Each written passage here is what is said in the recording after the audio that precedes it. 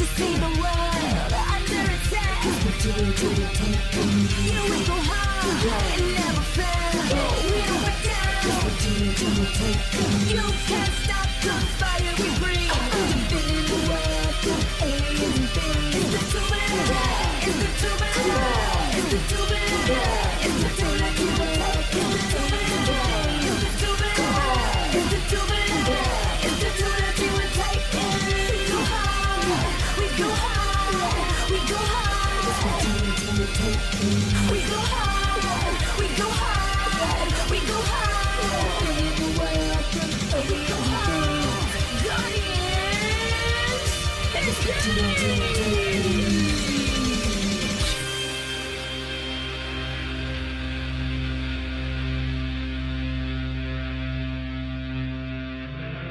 A serene morning in the woods outside of Dragon Cove is ruined by the sounds of battle.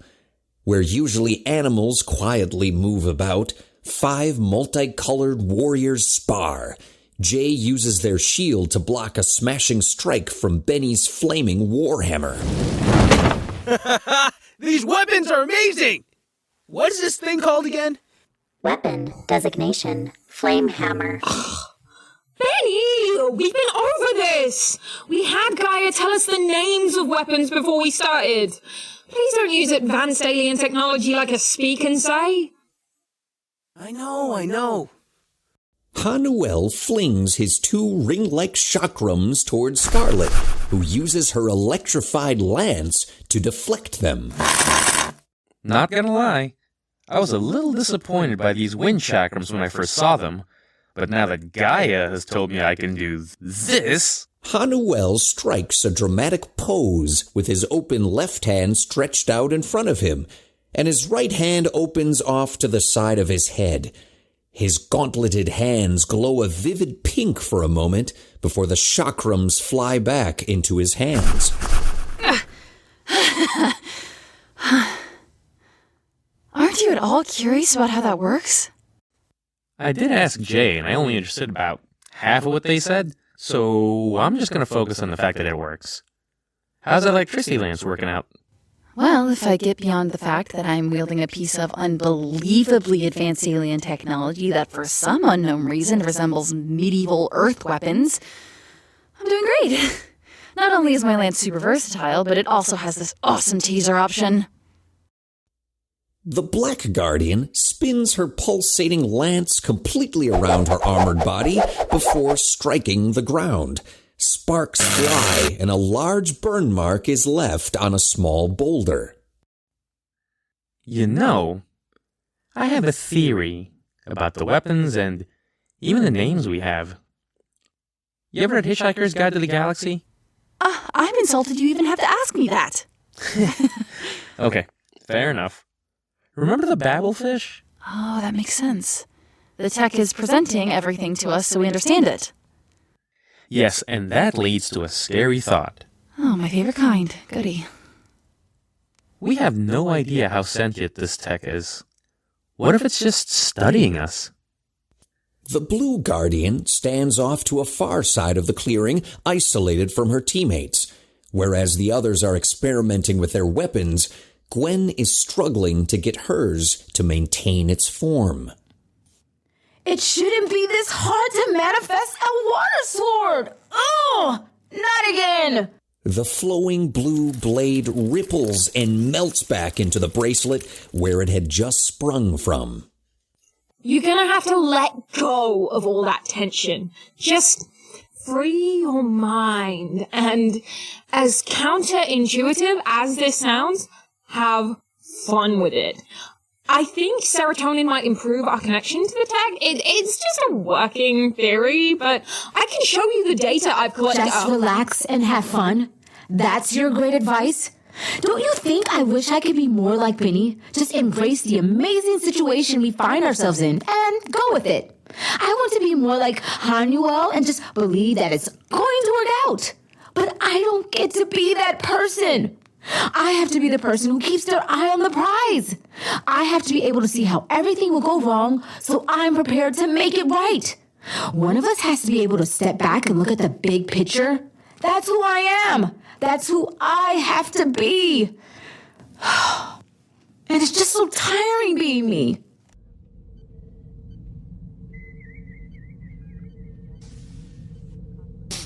I hate to be so glib, but how do you know of this technology? I pieced together your memories from your broken original body, and I don't recall anything about quantum radiation. I had to override your damnable security protocols, Erald. It allowed me a glimpse of the memories you have been keeping from me. I demand you remove these parameters and allow my memories to be restored. It's not as simple as flipping a switch. Every time you access these corrupted memories, you're running the risk of degenerating everything that makes you you. There can be irreparable damage done to your faculties if we are not careful. How exactly did my brother build a contraption he cannot maintain? I thought your intellect knew no bounds. Let me put it in terms that you can comprehend, my darling sister. Harbinger was a broken sword when we found him. I built a new hilt and sharpened the blade.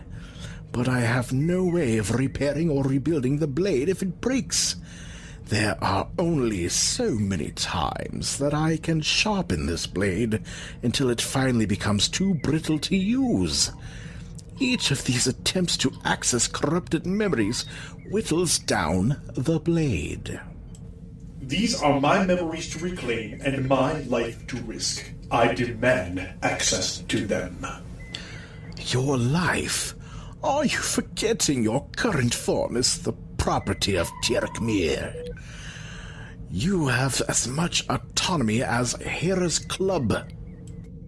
Metal fingers wrap around the throat of the Velociraptor scientist. Harbinger pulls Erald close to his glowing face.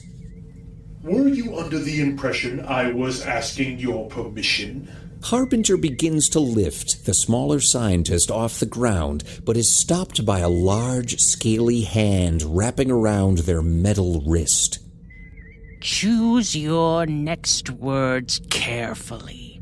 Tyrek may hold you in high regard, but nothing attacks my kin and survives. Is that one of Overlord's devout soldiers raising their hand against his most trusted general? My obligation to Tyrek will never supersede my devotion to my clan, and especially my dearest little brother, no matter how much of a nuisance he may be. I always knew you treasured me, my dear sister. It is becoming clear why you were sent on this mission. I thought it was just to keep Erald safe, but now I understand. And what exactly does that mean? Have you not wondered why the second in command of the Dark Empire was sent on such a basic reconnaissance mission? This is what happens when you question the Emperor. You question Tyrek Mir? Correct me if I am mistaken, but wasn't Morgana banished to the Forgotten Lands because she did the same? She was. I offered a different path than the one Tyrek seems set on taking, and they responded by sending me on this fool's errand. Erald was sent to study the technology that was tapping into geothermal energies that our kingdom runs on. But you are being punished as well. Punished? I have been nothing but loyal to Tyrek. Do you think Tyrek is a fool? He knows of your tenets, and knows that the time is coming when his orders will not align with your creed.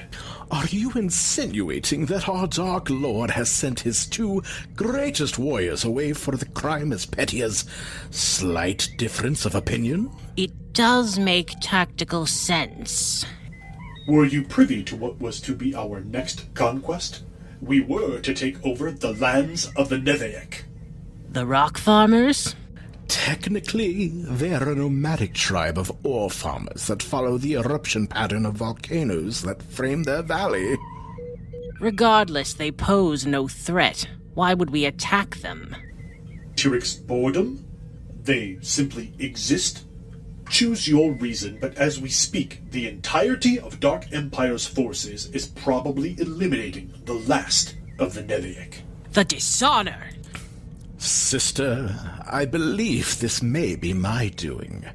Tyric inquired how to improve our soldiers' performance, and I postulated that there may be unrefined crimson taudium that the Neviac hadn't mined yet due to technological shortcomings. Unless you propose the wanton slaughter of these people, there is no dishonor on you. You performed the task asked by the Emperor. It is not your responsibility how he uses your talent. I believe we might be forming an accord. If Tyric Mir has begun to walk a dark path, then it is our responsibility to stop him. We should not let him tarnish what we have fought for. I know for certain the key to our success rests within my memories. The more we learn about these Guardians, the closer we get to defeating them. With their technology at our disposal, we will be unstoppable. Very well, but I will reiterate. This process may do irreparable damage to you. I may be a genius, but there are limits to even my abilities. The trio returns to Harbinger's throne, and as the wires begin to reattach to them, Erald begins to vigorously type. Hera, unsure of her role in this technological experiment, stands awkwardly at the door. Dear sister, you don't need to skulk by the door. You won't break anything in here. Excuse me for remembering a slightly younger but equally annoying scientist complaining about my crushing their equipment.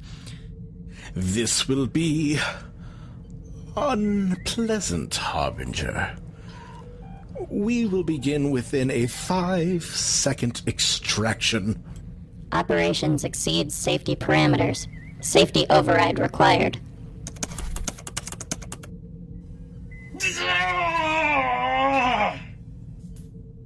Harbinger once again finds themselves aboard an alien craft. The sound of battle echoes everywhere and is only interrupted by a scream from behind them. What are you waiting for? The purple-hued alien reaches out and grabs Harbinger's hand. It is at this moment that they realize they are not in the metallic form, but in organic form with blue skin. The two run hand in hand away from the explosions. You have to take the last escape pod. I'm the one they want. Do you think there's anywhere in the galaxy that I would be safer not by your side? The Guardians will hunt us forever. I would rather run with you than away from you. I know, and that's why I will always love you. The purple alien is pushed by two blue hands into a small escape pod. With a few deft keystrokes, the launching process begins. No, don't leave me. A blue hand covers the porthole, blocking the view of a tear-filled face. I promise, Seal Johnny. No matter how long it takes, I will find you. As the pod launches, Harbinger's view rotates, and they see 5 figures approaching, each in armor of a different color. It's over, Pan. There'll never be a criminal that escapes the guard. Harbinger falls forward, severing the connection. The nimble approach of Hera is the only thing that stops them from crashing to the floor. They took everything from me. These Guardians are a scourge across the entire galaxy. We must crush them. What did you see? I saw that they are a relentless force that tried to kill me once before. I intend to return the favor. How do we destroy them? What do you have that can crush these vermin? We have the opportunity to kill 2 pterodons with 1 boulder. I have been monitoring this chronal radiation, and I believe I've found another source. This technology will help us not only defeat the Guardians, but it will increase the power of our future creations. While my dearest younger sibling has been following his intellectual whims, I have been perusing the media these beings consume, and I think I have found the perfect challenge for the Guardians. I have located a fearful creature of myth and warriors of the greatest tenacity. Together, they will be unstoppable. And what is this unstoppable creature called? Since my delightful sister has commissioned the creature to be cast from the myth of the ghostly Banshee and the acrobatic fighters known as luchadors, we have dubbed it Slam Banshee. After a few deft keystrokes from Erald, a metal tube rotates and reveals a gray, featureless synthezoid. Small, metallic, insect-like creatures begin to fill the tube until they completely cover the figure. The insects begin to feverishly weave a metallic cocoon, and once complete, it begins to glow. The weave falls away and reveals Slam Banshee. Where there was once a featureless form, now stands a slender and muscular ashen body adorned with green shoulder pads, a tricolored mask of green, white, and orange, green spandex pants, and orange boots. Shoulder-length white hair falls halfway down its bare back. Ooh, yeah! Slam Banshee came here for one reason: to attack and to keep on coming, not to ask, just give, not to want, but just to send. How will this Slam Banshee draw out the Guardians? Once the Slam Banshee locates our energy source, it will begin to cause destruction on such a scale that these heroes will have no choice but to intervene. A single creature versus 5 Guardians hardly seems challenging. Do we not have those infernal goobos that Tyrek Mir likes to use as cannon fodder? Erald produces a half-dozen small figurines 5 centimeters in height. The figurines are muddled green and gray in color and have elongated heads with pointed ears and arms that are twice as long as their legs.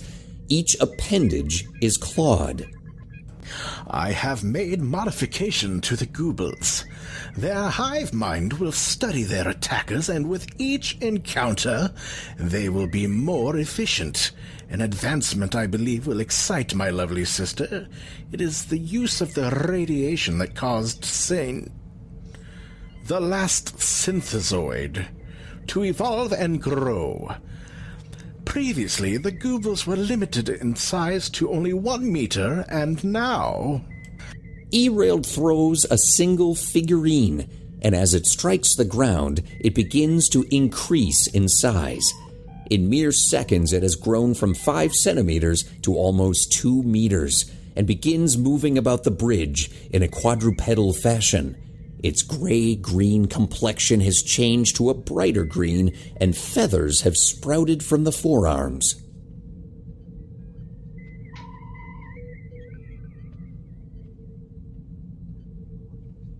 Has your vanity, dear brother, led you to design the Goobles to resemble yourself?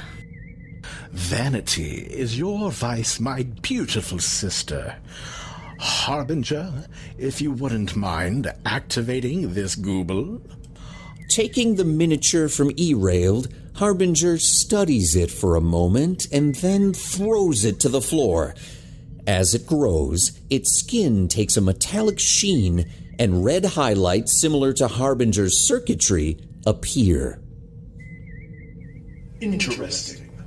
Why did you wait until now to make these changes? Surely Tyrek Mir would have liked to have seen these advancements. Honestly, our glorious leader preferred his minions to be as simple as possible. He fears too much sentience could potentially become a problem. The thematic customization was just some inspiration after studying the cultures of the surface dwellers. My dear brother, you never cease to amaze me. These improvements will sow the chaos we need to draw out these guardians. Benny, Jay, Gwen, Ha-Nuel, and Scarlett make their way to Johnny D's food truck to sample his latest culinary creations, only to have their path blocked by Officer Hamill setting up police tape. A nonchalant Johnny D is being interviewed by Desdemona as Reginald mans a camera.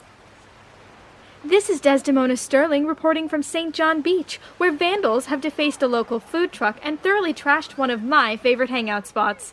I'm here with local curiosity, Johnny D, whose eatery has been covered with disgusting graffiti. How does it feel to have the only thing keeping you from a life of destitution and homelessness defaced like this? Whoa. Anyone ever tell you that you put off quite the serious negative vibage? You need to heed the words of my metaphysical broheim from another time, Confucius. He liked to say, everything has beauty, but not everyone can see it. If beauty is in the eye of the beholder, then you need an optometrist.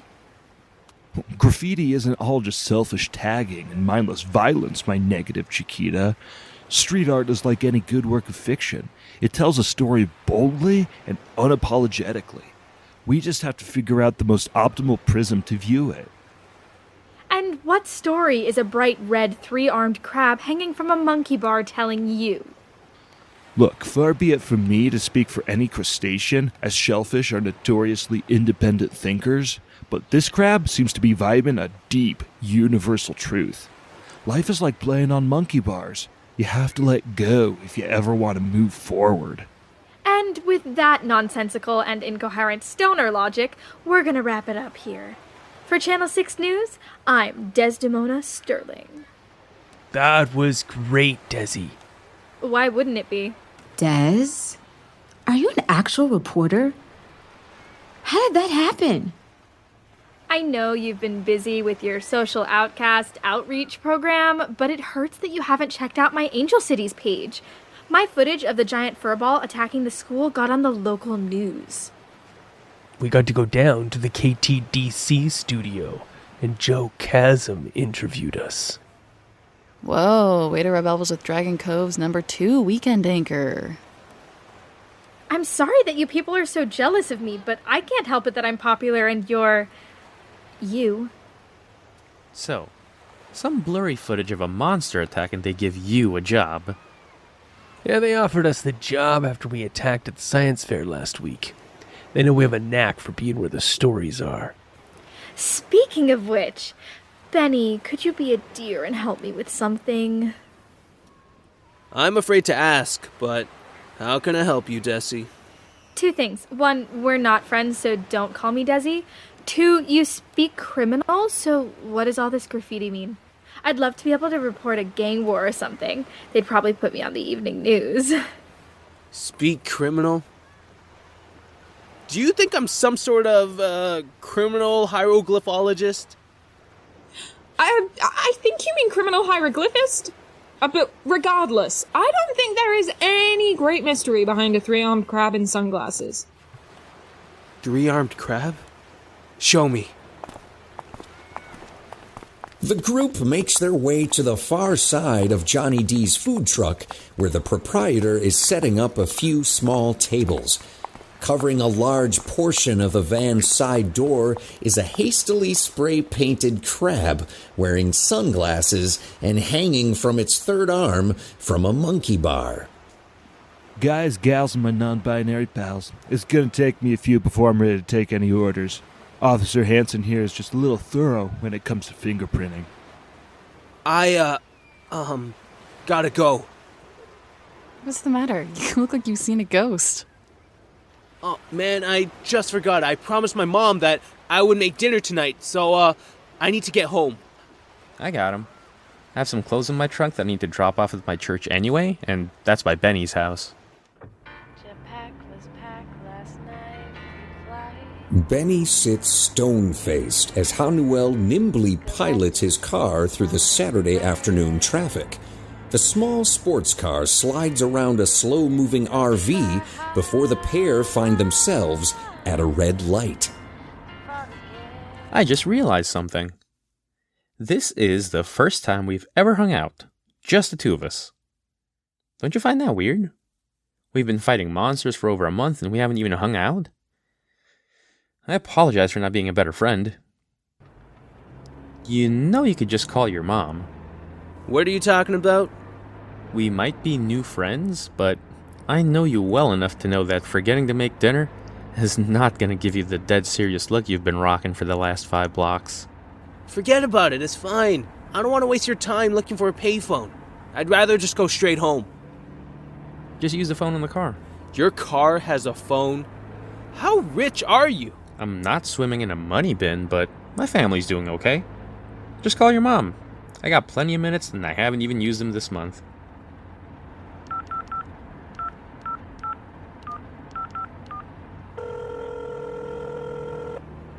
Whatever you're selling, I don't want it. If I owe you money, get in line. Mom, it's Benny. Listen, has anyone come to the house looking for me? Why? What did you do? I haven't done anything. It's just that I think Jason might come by. Jason? When did that little criminal get out of juvie? Why would you invite him over to our house? You know I have forbidden you from even talking to him. Mom, calm down. I haven't seen him. I just saw something and... Damn it, Benjamin, I will not go through this again with you. We have worked too hard to get you back into school and on the right path. Mom, just listen! Do you not remember what the judge said? You mess up again, you'll be in juvie until you're 18. Do you really think that I would mess all this up? You never have any faith in me! You don't exactly have the best track record. I swear, I don't know what else I can do for you. I've seen this all before, and I won't have you ending up like your dad. Why? He was good enough for you to marry? What does that say about you? Benny angrily slams the phone back onto the receiver. Why the hell won't she trust me? Parents will always see us for how we were.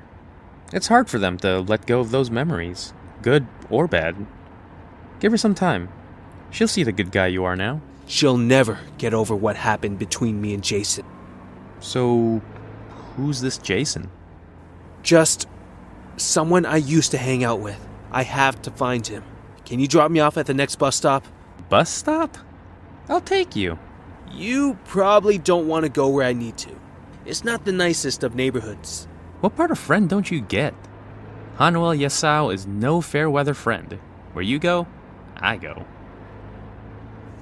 Gwen and Scarlett stand in the backyard of Jay's home. Each wears a small gray vest with 2 red glass-like discs on them. The 2 teens face a gnarled and ashen tree that stands in the corner of the yard opposite a large trampoline. You ever wonder how Jay became Jay? I used to think Ha-Nuel was too smart, but Jay blows all of us out of the water. I still think they were experimented on by aliens. That's probably what happened to this tree. There's no other explanation for a teenager being as smart as they are. Seriously, though, their parents are super nice, but they're as normal as we are. I always thought people took after their parents in some way. I'm a lot like my mom. It's why I chose Gwen for my name. It's her middle name. That's really cool. I appreciate you sharing that with me. I know we're not the closest of friends. That's how bonds are formed. So, how about you? Who are you most like? Oh, I don't know. My parents are a little flaky, so I guess I get that from them. I kind of look at them as an example of how not to be, if you catch my drift. The awkward silence is broken by the opening of the Terra household back door and the approaching Mrs. Terra. The happy homemaker is carrying a small tray with 3 beverages on it and a smile on her face. I'll be making hot dogs for lunch. How many would you like? That's okay. We don't want to be a bother. Oh, no bother at all. Jellybean whipped up this little steamer thingy that makes them in minutes. You would swear you were at a ball game. In that case, sure. I'll have a couple. I'm good. I'm not the biggest fan of processed meats. You sound like my George. If I can find it on the animal, I don't want it on my plate. Well, I've got some tofu dogs. Or I could whip you up a salad if you like. Really, it's okay. Scarlett, you are having lunch with us. I am not letting any of Jellybean's friends skip a meal. You've all been such a blessing for them. I know they can be a little different, but it's so wonderful that they found all of you. They used to just spend all day and all night tinkering away in their lab, but now you've got them out, you've got them exercising, and even part of the study group. It's really not that big a deal. Jay's pretty fun to hang out with. You're like the sibling I never knew I wanted. Mrs. Terra beams at the two young superheroes in her backyard. Her typically pleasant smile turns into a huge grin. Oh, you are all welcome here, anytime. So, what is the story with the tree? Doesn't look like a lightning strike. Word of advice, if your genius 5-year-old child offers to fix your vacuum, just take it to a repair shop. And to be fair, I did improve the suction of the vacuum like tenfold before it burst into flames. The Green Guardian approaches the group with a duffel bag over their shoulder and carrying 4 oversized shoe boxes. Jay, I never pegged you for a pyromaniac. How metal of you. Jellybean, just let me know whenever you're done with whatever it is that you're planning on doing, okay? I don't want the hot dogs getting cold. Will do, Mom. And where's the fire extinguisher? The probability of a fire is non-existent. I promise. That's what you've said the last 3 times, Jellybean. And then the fire department shows up. I promise we'll be careful. My mom wouldn't be happy if I came home singed. The elder Terra returns to the house, leaving the 3 teens alone in the backyard, while the younger Terra removes a duffel bag from their shoulder and hands out blasters to their compatriots to complete their laser tag ensembles. They also hold an overly complex remote control in their hands. A mischievous smile crawls upon their face. What's with the grin? Are you secretly a laser tag champion? Of all the wild theories I've had about Jay, laser tag champion definitely was not on the list. Oh, I received an email from a message board I'm part of. Someone was designing a new game and needed some advice. Apparently, my ideas were extremely helpful. Wait, you have theories about me? Don't get too excited. I have theories on all of you. We can unpack that later. How is playing laser tag supposed to help me with my water sword? Oh, it's really quite simple. Serotonin seems to be involved in the process, and not to be overly critical or judgmental, you seem to have issues channeling serotonin-rich moments. I have fun. Winning is fun. Winning is fun, sure. But winning's not always the point. Every fight we've been in, I guarantee we've all wanted to win just as much as you. The difference is, we can also enjoy the moment. Exactly! That's why I devised our current activity. We're not going to worry about winning or losing. We're just going to try to survive. Jay flips a switch on the remote, and the 4 lids pop off the oversized shoeboxes. Flying out of the boxes are 4 remote control helicopters, each mounted with a modified laser pointer on the bottom. One turns and emits a beam towards Gwen. Ow! What the heck? When you don't have friends growing up, you have got to get creative. These drones will keep zapping us until they hit 3 times each. The zaps will get progressively more intense. How intense? I never really tested the upper limits. Hopefully we won't need to find out. Though my dad did find me unconscious once. I'd suggest scattering, moving in a serpentine fashion.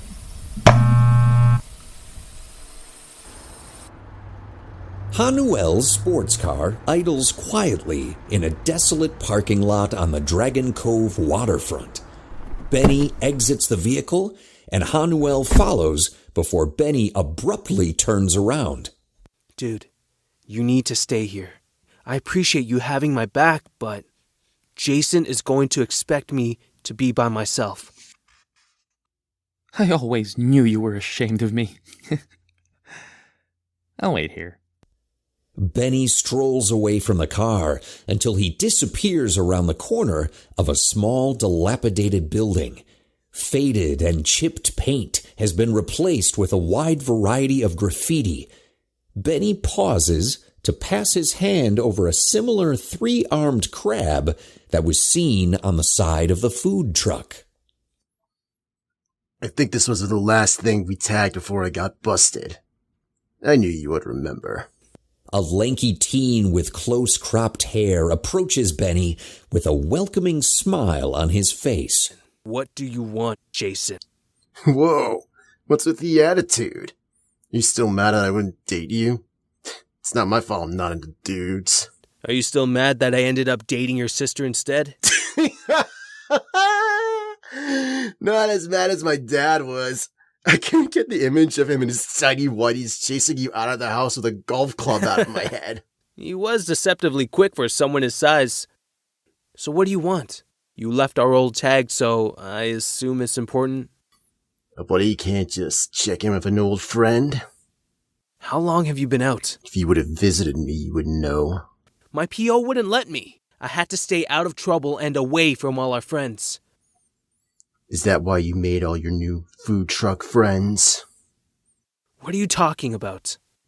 Your new little group. You guys eat at the food truck almost every day. Why do you think I tagged it? Do they know the real you? Or are you still pretending to be a Boy Scout? They know enough. That's what I thought. You still know how to hotwire a car? That's not really something you forget. Why? I'm calling in my chip. You owe me, and I need your help. I'm tired of Dragon Cove and want to get out of here. I've got the perfect job set up. When we're done, we're both going to be set up for a while. Stealing a car isn't going to get you that much cash. Who said we're just going to steal one? The dealership in town is shipping out some of last year's models to a used car place in Angel Grove this weekend. We're going to take the truck tomorrow night. That's a 6-figure payday for each of us. Can you imagine what we could do with that money? How are we going to sell 8 stolen cars? You let me worry about that. You just need to help me get that truck out of Dragon Cove. After that, you can decide what you want. We could finally go live the life we always talked about. I could pay off my mom's condo, or put money aside for Carter to go to college. We put one of these jobs a year, and you can do all of that, and we can live like kings wherever we want. I don't know. This is bigger than anything we ever pulled before. Look at it this way. I gave up 3 years of my life for you. All I'm asking for is one night of yours. A somber and serious Benny makes a long, slow walk back to Ha-Nuel's car. He turns back to watch Jason disappear around the corner, and with a heavy sigh, he opens the door. So, everything okay? What do you want? Yeah, he just wanted to catch up and ask a favor. I guess it's more like a job offer. That doesn't sound too bad.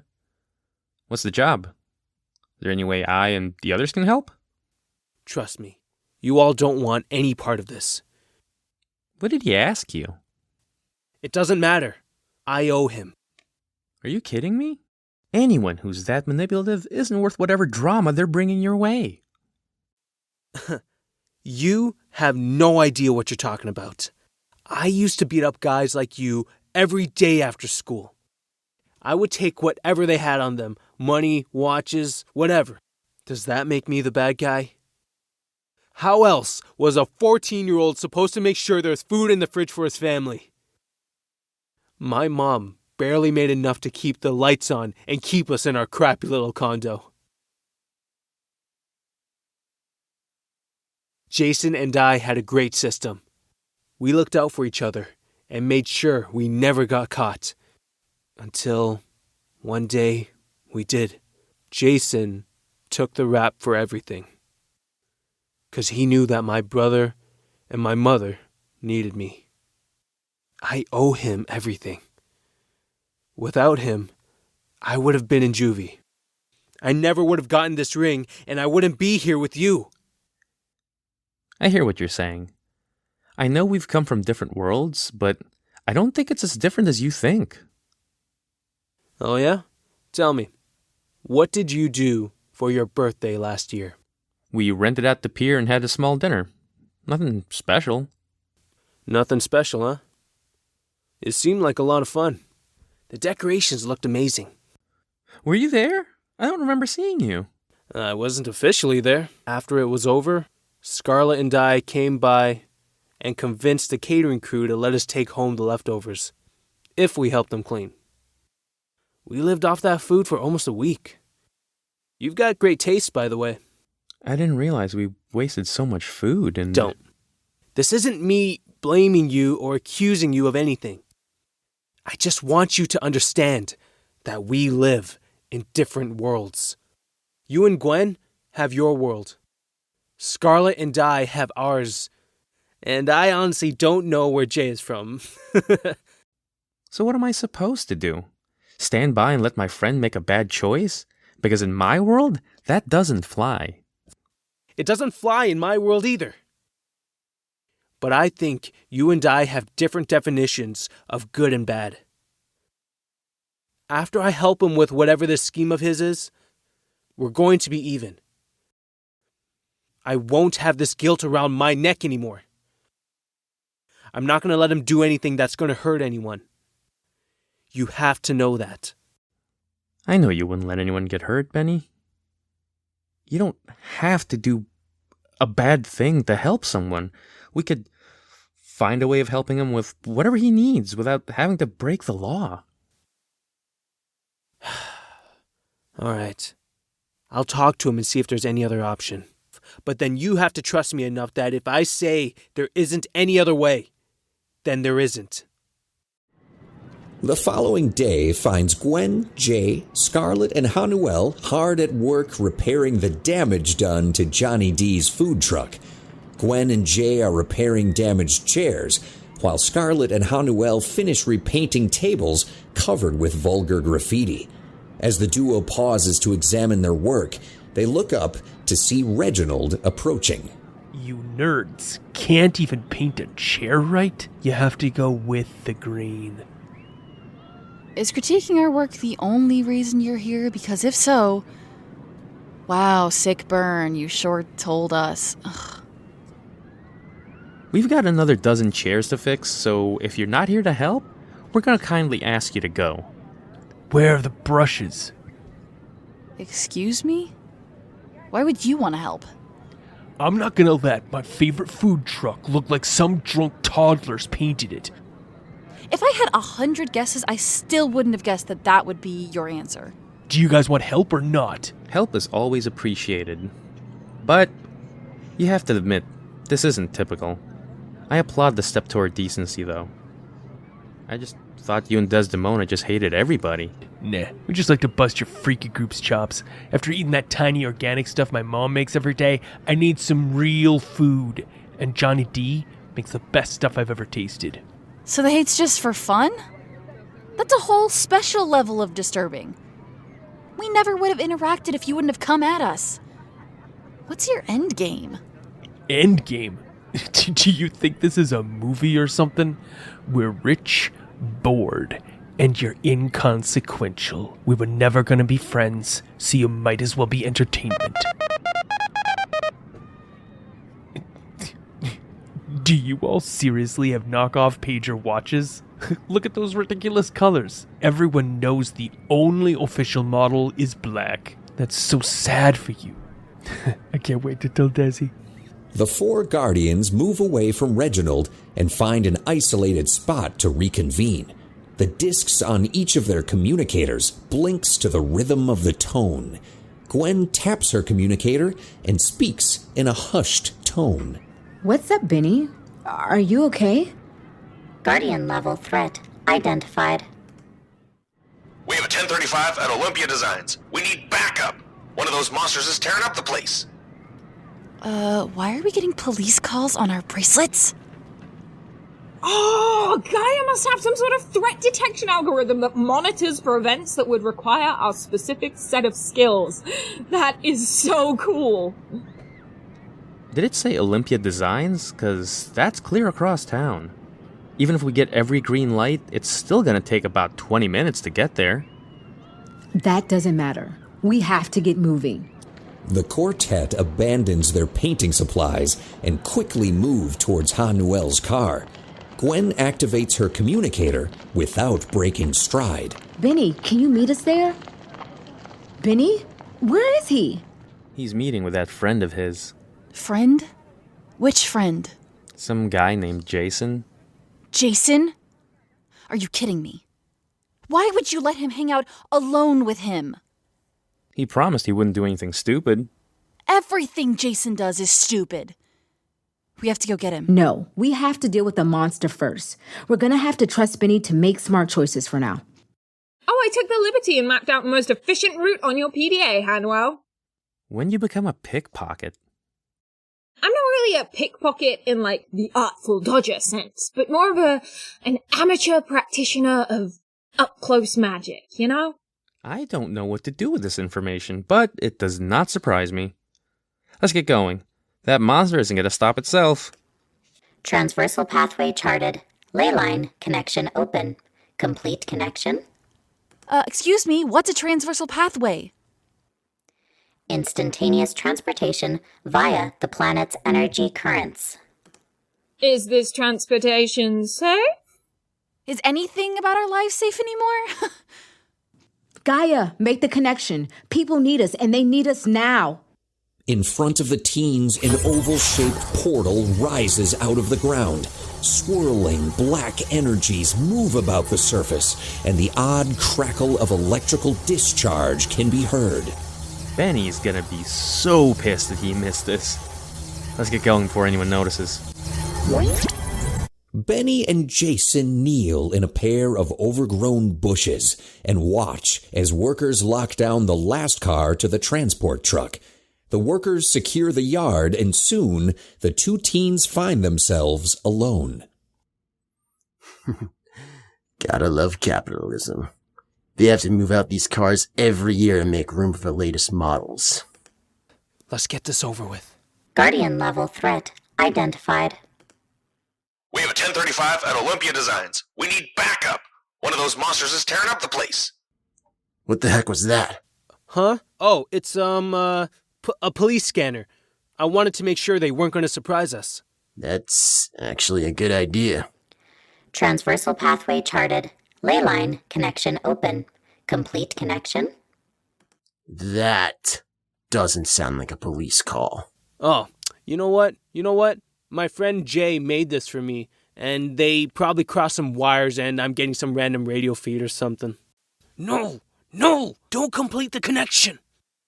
The two teens pull their hoods tight over their heads and make their way towards the car lot. After effortlessly scaling a chain-link fence, the duo make their way to the truck. Benny pulls a small toolkit from his pocket and begins working on the truck's door. Can you get that gate unlocked? I'd rather not drive our truck through it. I'm on it. Hey, what are you two doing? Oh, crap. Stepping from around the back of the truck is an elderly security guard. Holding a small gun in his hand, he cautiously approaches Benny. Listen here, son. You're about to get into some trouble. It's up to you how bad it is. Whoa. Okay, just wait. This isn't what it looks like. Looks like you're breaking into that truck. Okay, so it is what it looks like. You see, my dad is the driver, and I thought it would be funny to move his truck to the other side of the yard That way, when he shows up tomorrow and... Jason, what are you doing?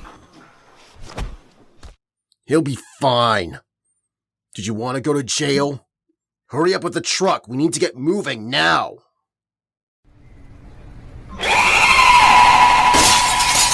Slam Banshee's sonic scream shatters the windows on the first 3 floors of Olympia Designs, and a panicked crowd has shards of glass rain down upon them. The Guardian's pulsating blue portal rises from the ground, and the quartet of teens step out. Does anyone see it? Do we even know what we're looking for? The call just said monster. Are we guessing big and ugly like the last 3? I'd assume. Swimming upstream through the mob is probably our best guess. The young heroes begin to push through the crowd. Jay stops a young scientist in a white coat who is stumbling away from the chaos. Excuse me. What's going on? Where do you think you're going? That thing just showed up, demanded our experimental isotope, and when we refused, it screamed and demolished half of the building. Ooh, could you describe the sonic attack?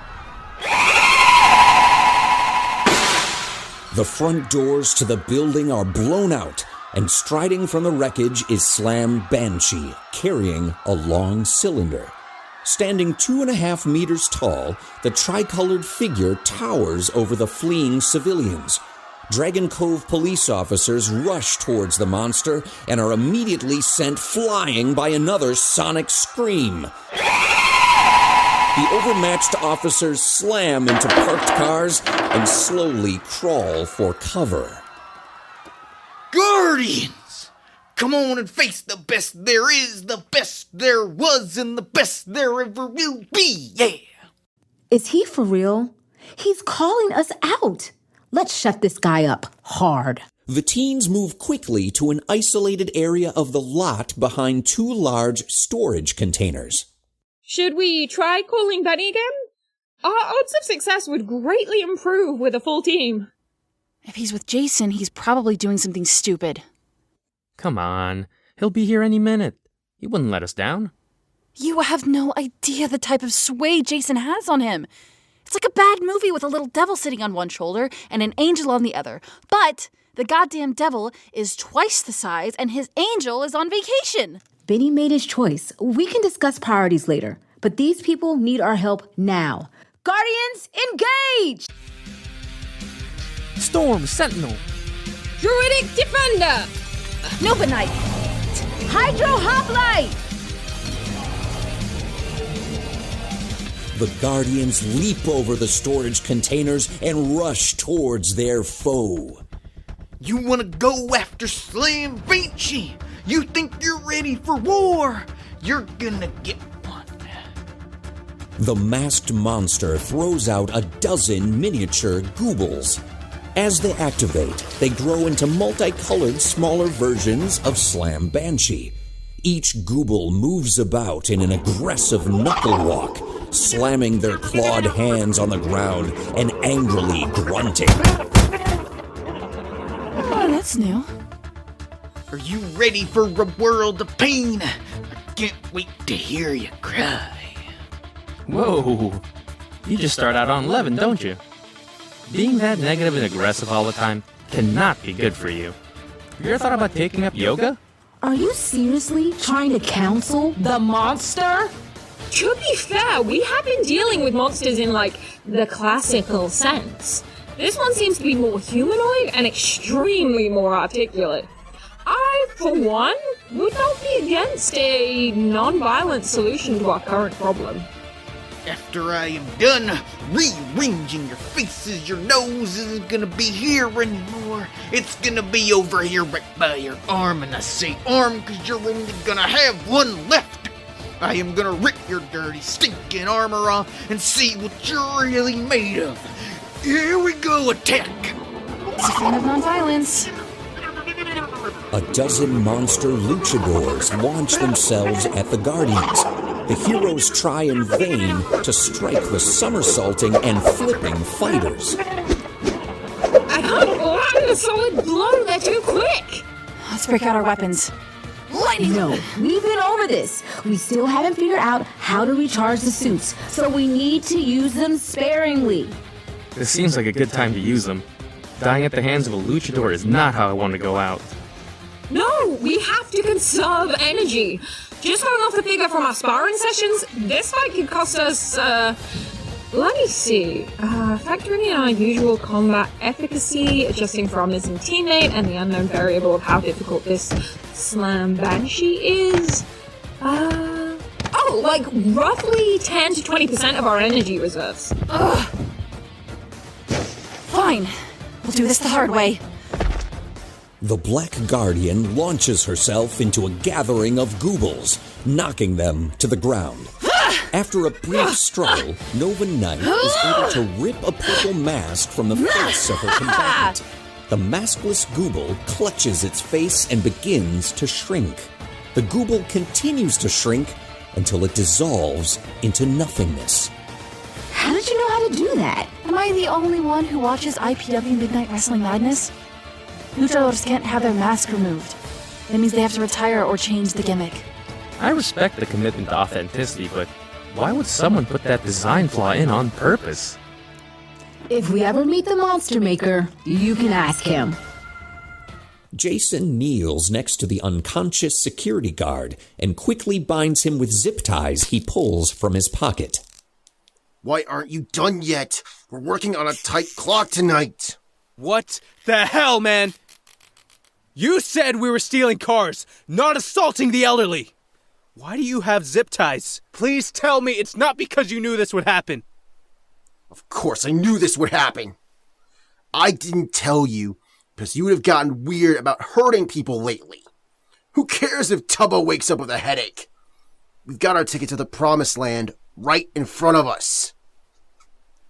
I'm out. What do you mean, you're out? Are you seriously going to tell me you'd rather stay here and be nothing? Because that's what we'll be if we stay. We'll be working at some gas station or flipping burgers for the rest of our lives. It doesn't have to be that way. You know what? I can't believe my friends need me. And I chose to be here with you. Those new friends of yours have got you so twisted around. How do you not see it? You're not like them. They all have tickets out of here. You and me, unless we stack the deck, we will never win. This is our ticket to the lives we deserve. Right here, right now. For once, Jason, you're right. I'm not as good as my friends. I know I'm not as smart as Jay, not as compassionate as Ha-Nuel, or as driven as Gwen. And I'm definitely not as amazing as Scarlett. But I'm not as bad as you are. And that's something. And that means I've changed. And I refuse to move backwards. I fought too hard and came too far to throw it all away for an easy solution. Could my family use that money? Of course. But the cost is more than I'm willing to pay. Benny, come on! Benny turns and runs from his friend and disappears behind the car dealership's body shop. Taking a quick look around, he raises his communicator. GAIA, will that pathway take me to my friends? Confirmed. Guardians are engaged in combat. The portal will open adjacent to the battlefield. Open the pathway! Guardians, engage! Fire Paladin! Jason turns the corner a moment after the portal has dropped below the surface. In front of him is a wide-open lot. Where did he go? Hi-ya! Ha-ya! Ha! Great job, Defender. Those sparring sessions are really paying off. Thanks! These monsters aren't too tough. The blue and green Guardians are knocked back by the powerful scream of the monster luchador. Scrambling to their feet, they are joined by the rest of their team. Slam Banshee and a half dozen goobles stand menacingly before them. Every being's heart one day beats its final beat, they breathe their last breath.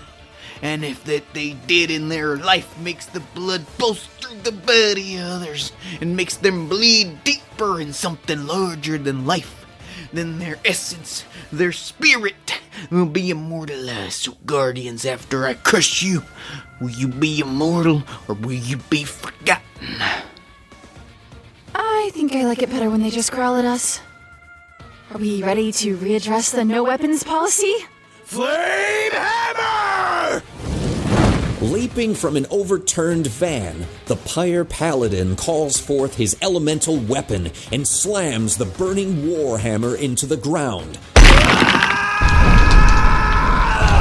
The erupting flames knock back Slam Banshee and topples the remaining Goobles. I can't believe you all started the party without me. Apparently, Paladin didn't get the memo about conserving energy. Win chakrams. Alright, Earth Shield! Lightning Lance! Aquablade! The Guardians renew their attack, aided by their elemental weapons. Ha-Nuel flings his chakrams, striking a Gooble in the knees. As the monster collapses, the Pink Guardian quickly removes the mask and summons back his chakrams. I didn't think a little breeze would knock you over. A bolt of lightning solidifies in Nova Knight's hand as she swings it down on the head of a luchador. Spinning the monster around by slamming its shoulder with her weapon, she easily removes the mask with a flick of her lance. Jay parries blow after blow from a pair of Gooble luchadors, slowly giving ground. A little help! I've got you. Hydro Hoplite rushes towards the monsters attacking the druidic defender and raises her liquid sword to strike them down. The blade loses shape as she brings it down. Come on! Ugh! This shouldn't be so hard! You got this! Remember the serotonin! What? I'm not like you guys. I can't find the fun when my friend might get hurt. You're fighting goblin luchadors in magic armor. Didn't you ever play make-believe as a kid? Little Gwen would love this. Not little Gwen. The Blue Guardian's blade reforms, allowing her to quickly dispatch the minions with a flurry of blows and removal of their masks. Lady Gwen of the Round Table, protector of Camelot. Oh, that was stupendous! I knew you had it in you.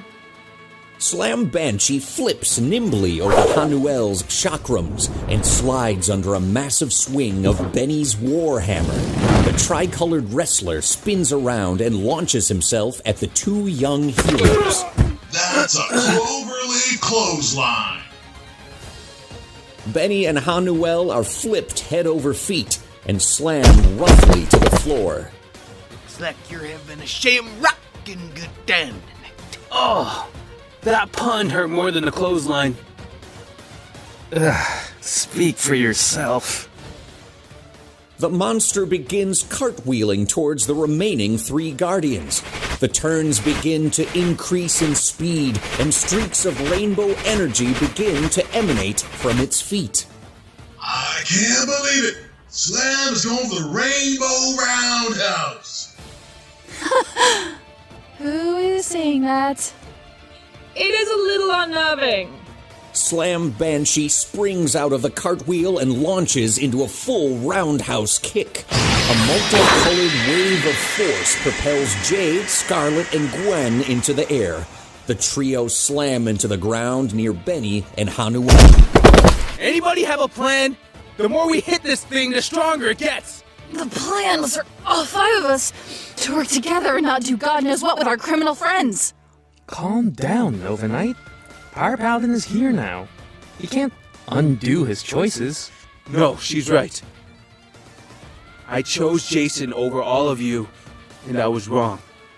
The friendship we all have is so much more than what I had with Jason.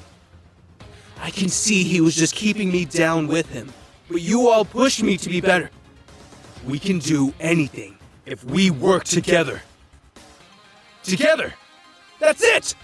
We combine our weapons! What are you talking about? I I'm not sure, but I know our weapons combine.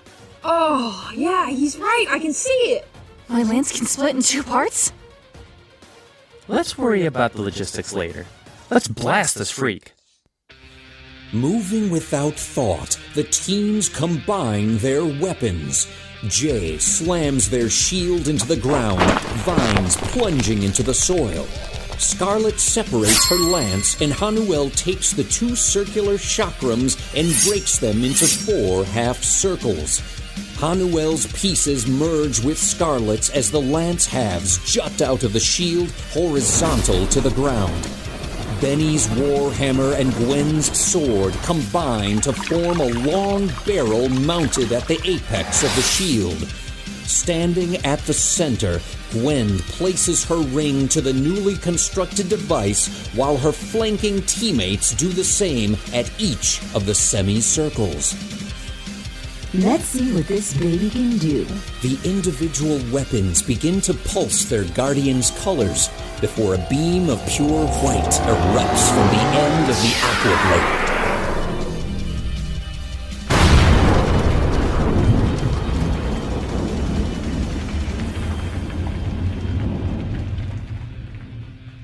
Amazing! Guardian energy levels at 65%. Whoa, that's a huge drop. Didn't we start this fight at almost full? That power move was insane! This job gets cooler every day. We are definitely getting pretty good at this. Do we know what Captain and Flippy Pants wanted? One of the scientists mentioned some sort of isotope, but they weren't really providing details as they were kind of, fleeing for their lives. Whatever it was, we stopped him. Slam Banshee was designed to defeat the Guardians in hand-to-hand combat. We did not know they had an arsenal at their disposal. We cannot be blamed for failing when we weren't even given the full parameters of our task. You are the one with the knowledge of these beings, so the fault is on you, Harbinger. This endeavor was far from a waste of our time. We now know that the Guardians are capable of much more than we expected. With their power in our grasp, we can wrest control of the kingdom from Tyrek Mir and bring order to the service. If obtaining them is our goal, why not let me take them on? I have bested them in combat, and I would have ended them if you had not ordered me to recover that faulty synthezoid. Do you think summoning weapons is all they can do? We must push them to reveal their full potential, and when they are confident in their abilities, crushing them will be so much more satisfying. We should not waste too much time on your petty revenge. Tyrek Mir grows stronger every cycle. Petty? You cannot grasp what they took from me. I will return the pain and torment in kind. If you are both done with pointless debating, I would like to point out that our remaining Goobles have returned with the isotope in hand. We are one step closer to creating an unstoppable creature.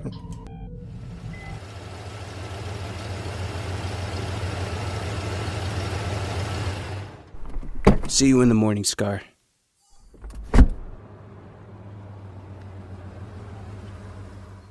Where did you disappear to? Why are you here? What happened to the guard? He'll be fine. I can't believe you just left me there! The door swings open, and Benny's little brother, Carter, comes flying out. The 8-year-old runs up and hugs his older brother. Benny, you're home. Jason, where have you been? You've missed my last 2 birthday parties. Good to see you, Munchkin. Benjamin, where have you been? What is he doing here? Hey, Mrs. Humo. Get off my property. Mom, just give us a few minutes, please. You have 2 minutes, and then I'm calling the police. I see your mom hasn't changed. What do you want? I told you I was out. I'm not that guy anymore. Listen, I'm sorry. I shouldn't have just shown up here and tried to get you to go dive back into the deep end. Look, we can go and start somewhere new. I can't stay here. I don't want to go without you. This is what we talked about as kids. I'm not that kid anymore. This is who I am now. You go do your thing, and I'm gonna do my thing here. Okay. I'll call you when I get wherever I'm going. Don't. The two friends stare at each other for a moment before Jason turns and walks away. What did you do tonight? I was with my friends. You mean Jason, don't you? Why do you do this? Every time things start going good, you sabotage yourself. You can't keep doing this. I know. I was only... That's what you always say. I'm sorry, Mom. You're right. I let Jason get in my head, and it was just like old times. I knew it was a bad idea, but all I could think about was helping you. The money could have paid for our condo and paid for college. Who does that sound like? Who has always made bad choices for good reasons? Like Dad. I'm really sorry I said that on the phone. I know you are, and I'm really sorry that I snapped at you. I was scared you were going to slip up, and I lost it. That won't happen. You've changed these last few weeks, Benny. I don't know if it's your new friends or if you're just growing up, but I want you to know I'm proud of you. Could I have another slice now that Benny's home? Just one more and then it's bath time. You got pizza? Extra pineapples? You have to ask? What type of mom do you think I am? The best. You're the best mom ever.